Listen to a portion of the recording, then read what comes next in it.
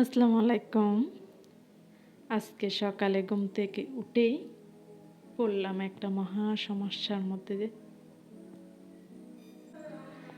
আর সেই সমস্যার কথাই আপনাদের মাঝে আমি শেয়ার করব আমার এই ছোট্ট চ্যানেলে। অনেকদিন পরে আমি আজকে আবারই আসলাম।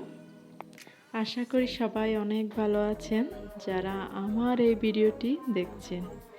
আমিও অনেক ভালো আছি আল্লাহর রহমতে।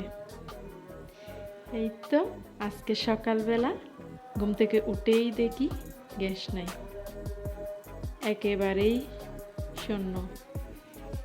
কি আর করা, আমার এই কারেন্টের চুলা দিয়েই চটপট সকালের নাস্তাটা করে নিলাম। এরপরেই তো দুপুরের ভোজন করতে হবে। তো আজকে শর্টকাটেই এই রান্নাটা করে নিব, যেহেতু আজকে আমার ঘরে শুধু আমি আর আমার ছেলেই দুপুরের খাবার খাবো, তাই শর্টকাটে আমি এই রান্নাটা করে নিব, তাও এই সমস্যার মধ্যে পড়ে। আজকে যেহেতু গ্যাসের প্রবলেম, একটু গ্যাস নাই, তাই আর কি চিন্তা করলাম এটাই করে নিই। এই কারেন্টের ইন্ডাকশন চুলাটা আমার ছিল বলেই, না হলে তো বাইরে থেকেই আজকে দুপুরের খাবার অর্ডার করে খেতে হতো। এই সমস্যাটা ইদানিং একটু একটু দেখা যাচ্ছে। মাঝে মাঝে অল্প কিছু যাই, আবার অল্প থাকে, ওটা দিয়ে আমাদের প্রতিদিনের যে কাজ, রান্নাবান্নার কাজগুলো হয়ে যায়। আজকে তো একেবারেই নাই, একটু থাকলে ওটা দিয়েই অনেকের ছোটোখাটো কাজগুলো করে নেওয়া যায়, তো একেবারে না থাকলে তখন দেখা যায় আরেক বিকল্প পথ বের করতে হয়। আর এইটা একটা সমস্যা, সবাই তো আর বিকল্প পথ থাকে না। এই যে আমার একটা আলাদা চুলা আছে বিদায় আমি শর্টকাট আজকে দুপুরের এই খাবারটা রেডি করব। সবার পক্ষে তো এটা সম্ভব হয় না। এই সমস্যাটা আগে একেবারেই ছিল না, ইদানিং ভালোই দেখা যাচ্ছে। এর আগে 17 সালের দিকে এই সমস্যাটা প্রচুর পরিমাণে ছিল। এই গ্যাসের সমস্যার জন্য ঠিকঠাক রান্না করা যেত না, প্রচুর সমস্যা, অনেক বেশি সমস্যা ছিল এই গ্যাসের। এই কিছুদিন বেশ আরামে কাটতেছে সবার দিন, গ্যাসের প্রবলেমটা একদমই নাই বললেই চলে। এখন আবার কি হলো, হঠাৎ করেই গ্যাসের সমস্যা, প্রতিদিনই দেখা যাচ্ছে অল্প অল্প করেই গ্যাসটা পাওয়া যায়। এই গ্যাসটা দিয়ে কিন্তু সব কাজ হয় না। 17 সালের দিকে যখন এই গ্যাসের সমস্যাটা অনেক বেশি ছিল, তখন আমার হাজব্যান্ড থাকতো বাইরে অন্য ডিস্ট্রিক্টে কাজের সূত্রে। তো আমি আর আমার ছেলে, শাশুড়ি, আমরাই থাকতাম। এই গ্যাসটা নিয়ে অনেক সমস্যার মধ্যে পড়তে হতো। পরে ও যখন বাসায় আসে আমাকে এই চুলোটা নিয়ে দেয়, আর এটা দিয়ে আমি আমার যাবতীয় সব কাজ সেরে নিতাম। ভালোই কেটেছিল, এটা দিয়ে অনেক দিন, বছর খানেক কাটালাম এই চুলাটা দিয়ে, আমি সব কাজ করে নিতাম। তো এরপরে তো আর অনেক দিন এই চুলা আমার ইউজ করা হয়নি, রেখে দিয়েছি। এখন আবার 25-এ এসে আমার নতুন করে চুলাটা বের করতে হলো রান্নার জন্য। এখন তো দেখছি প্রতিদিন এটাতে করেই রান্না করতে হবে। গ্যাসের যে প্রবলেম, আমাদের মতো ছোটোখাটো ফ্যামিলির জন্য এটা দিয়ে মোটামুটি হয়ে যায়, আমাদের জন্য এটা ভালোই।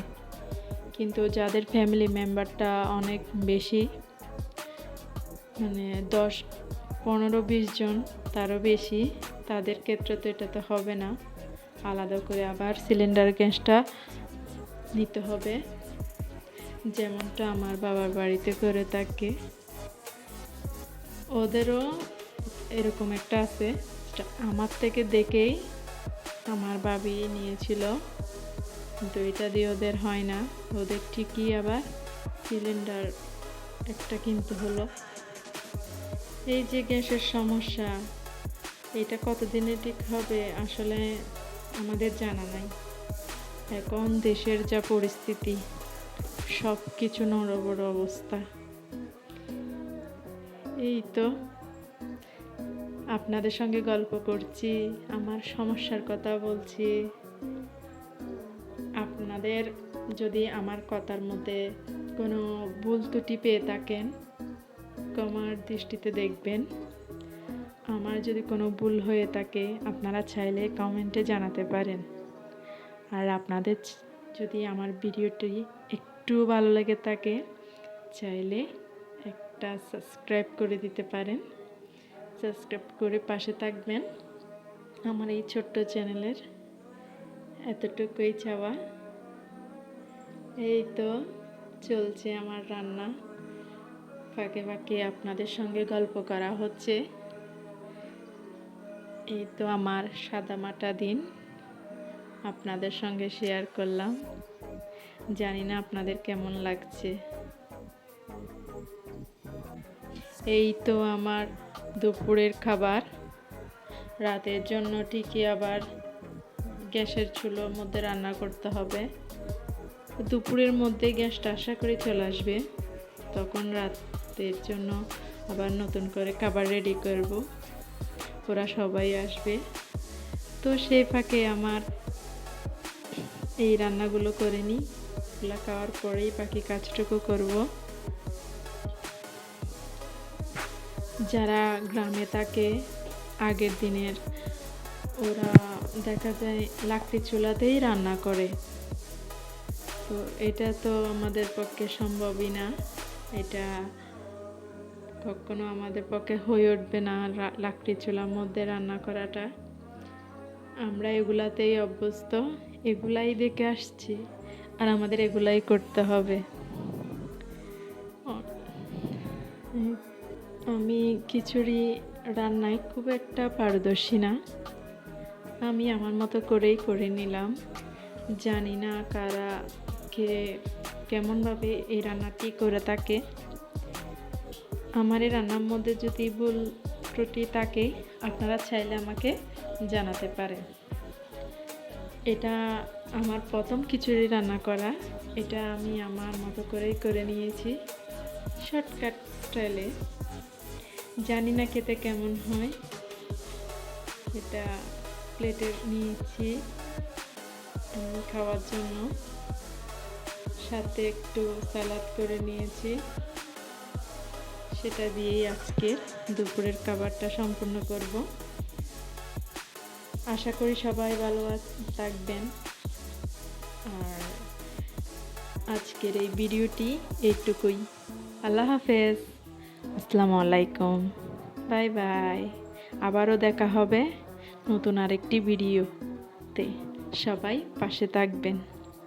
আল্লাহ হাফেজ।